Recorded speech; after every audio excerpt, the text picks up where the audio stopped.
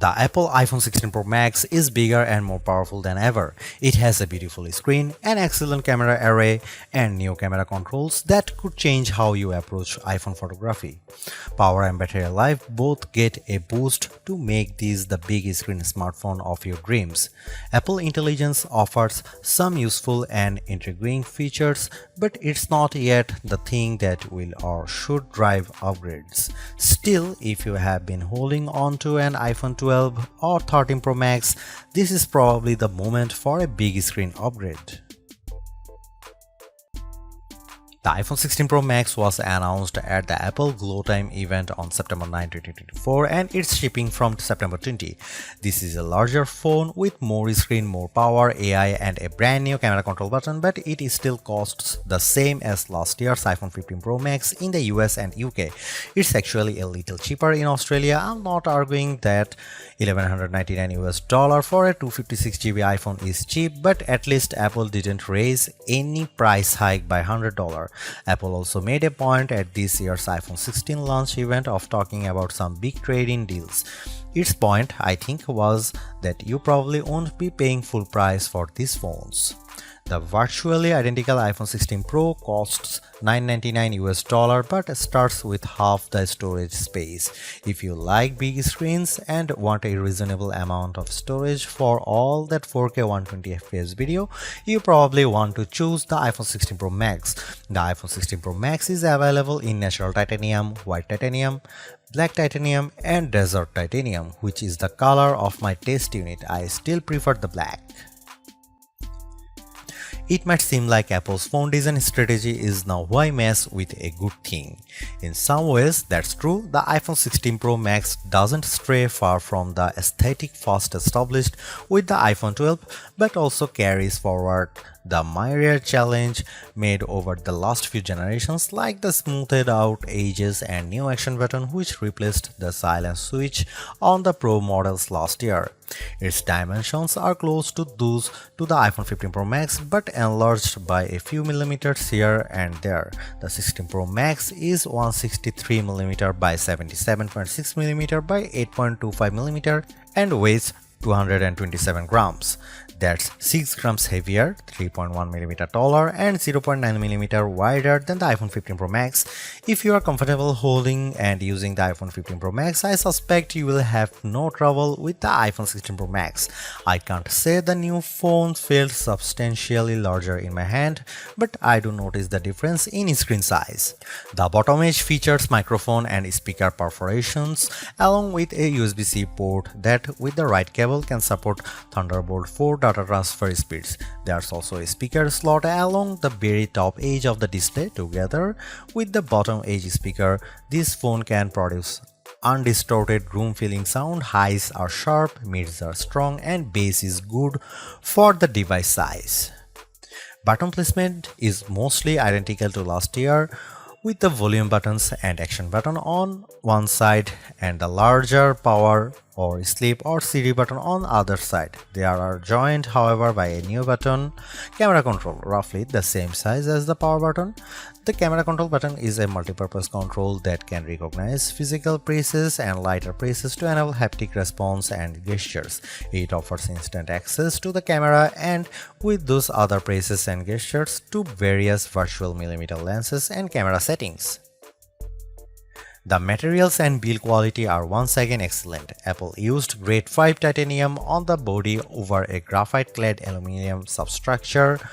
Apple has also upgraded its ceramic shield, which may make it less susceptible to cracks and scratches, although I was quite careful with my 1TB desert titanium test unit, so I can't say for certain if this is the case.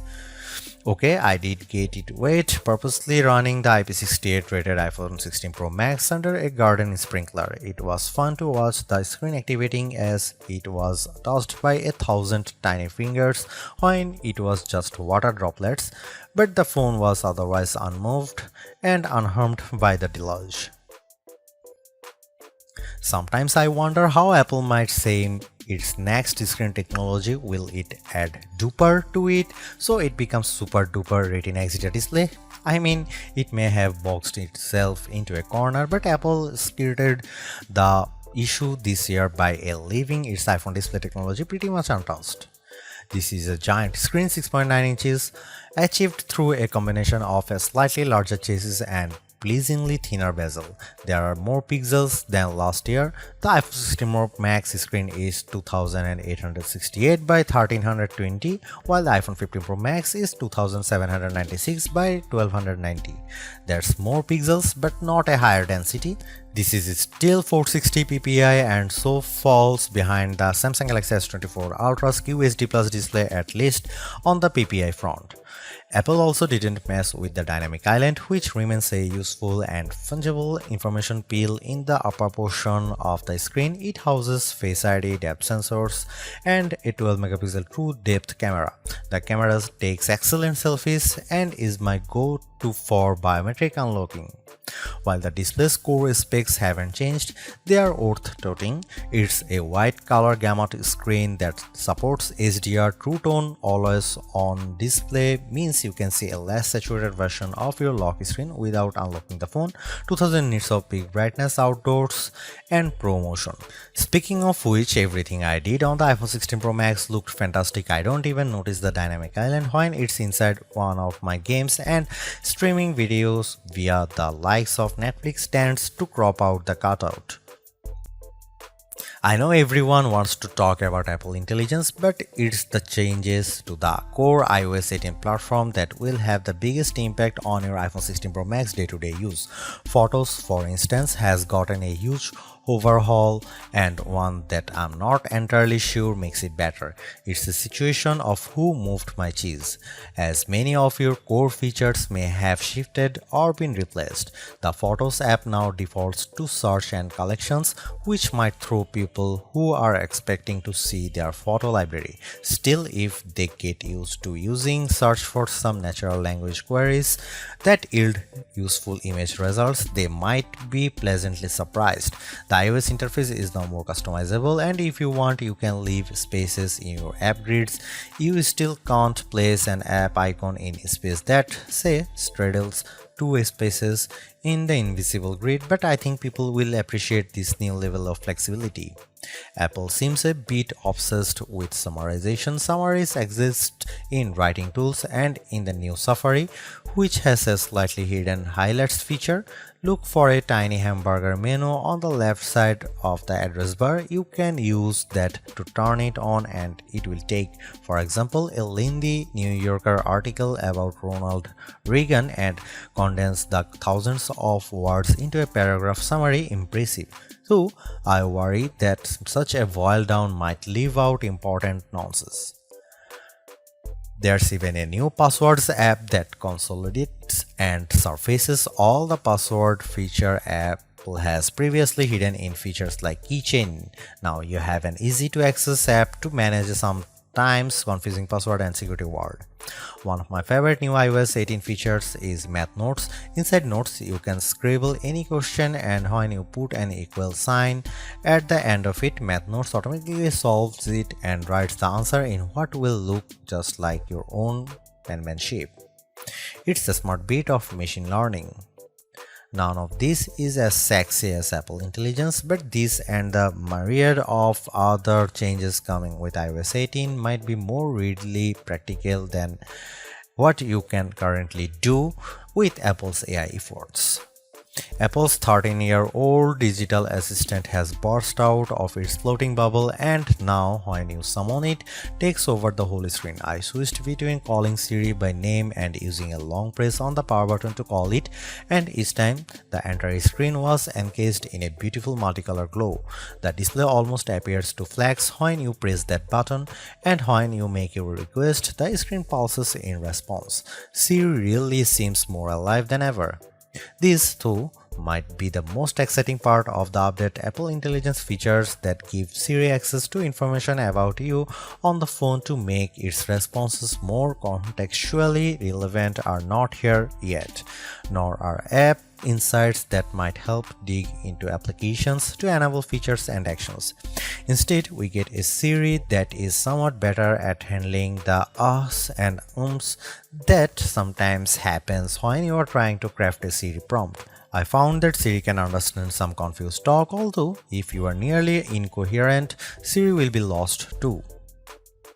Siri did well on some question and was effective at opening the FaceTime camera when I said I wanted to take a selfie. It also did well when I asked how I could share my Wi-Fi password, returning a concise step-by-step guide. One other nice Siri update is the text to Siri. All it takes is 3 taps on the bottom of the screen to open a Siri window in which you can type in your prompt. It's a nice, discreet way of getting the answer or help you need. Writing tools, which you can find when you type text in notes, emails, or messages, offers to make your writing better in a variety of ways. I'm a confident writer and communicator in email and messaging, so AI assistance in these tasks doesn't appeal to me. There are 2 millions who feel otherwise and may find these tools useful. I noticed how while writing tools offers to make your text more professional, concise and friendly, it does a stellar job of never losing a misconstructing the meaning of your original text. Photos is where Apple Intelligence shines. The new cleanup option in Edit is effective at removing unwanted objects from phone. When I opened a photo and tapped the cleanup eraser icon, it immediately offered to remove a few people from the background of my photo. I wanted to keep them, so I choose an object I wanted to remove, drawing over it. Precision is not a necessity. I drew over parts of it and cleanup identified the complete object.